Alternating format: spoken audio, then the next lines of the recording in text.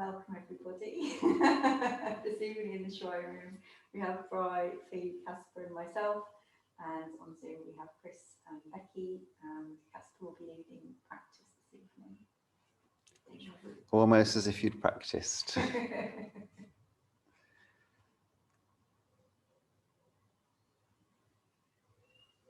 There's an old Taoist story about a Taoist master whose partner dies and his friend goes to see him in the morning and he's weeping and wailing, and his friend comes back to check on him in the evening and he's completely at peace. And his friend asks him, "Oh, how come you're at peace?" And the Taoist master says something alluding to seasons changing and leaves dropping off trees and the natural way of things.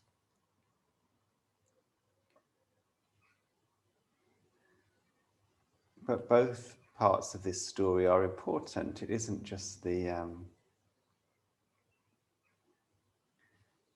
not just the ending where the Taoist master comes to peace because he realizes that loss is part of the natural cycle of being on earth,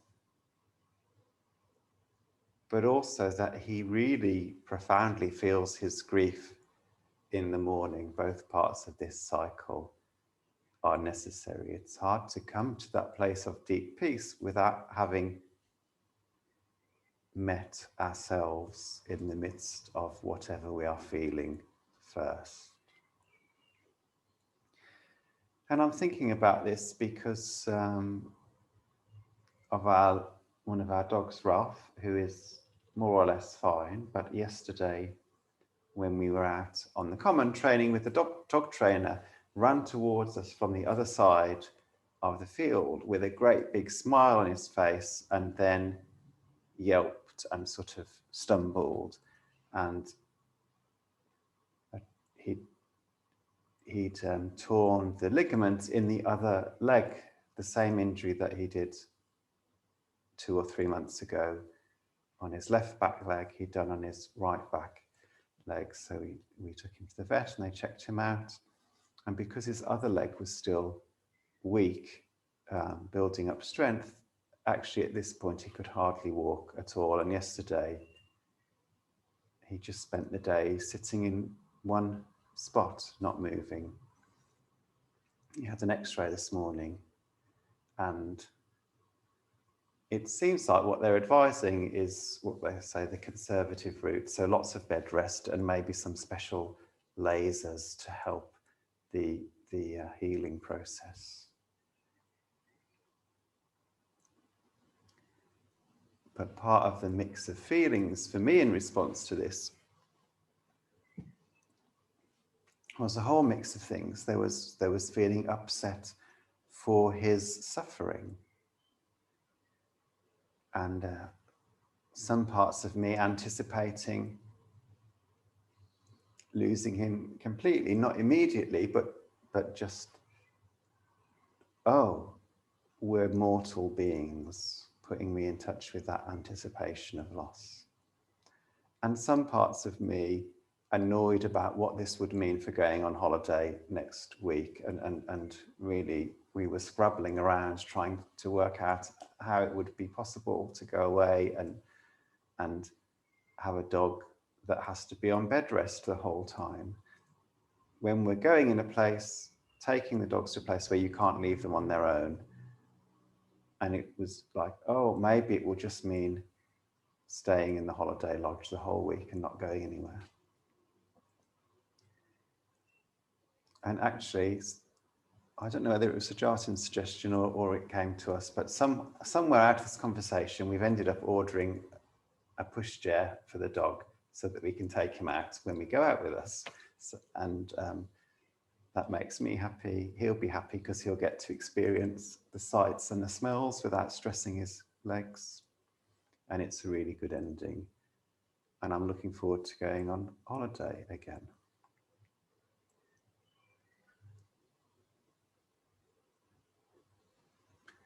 But I know from my past experience of being in this kind of situation, Well, I guess two things have changed because we have come up with a solution which is better than just we can't leave the holiday lodge at all the whole week. But in my inner world, allowing myself to notice and giving myself permission to feel each of the different responses that was coming up and validating them, not necessarily acting like choosing to, that those feelings compel me to some action in the world, but oh, this is what's here. Oh, this is what's here. Oh, this is what's in the mix. Grief, anger, resentment, anxiety. Allowing each one to bubble up without overwhelming me and getting too involved in it, but also without pushing it away and denying it. Allowed things to settle. Allowed my system to come back to that place of acceptance.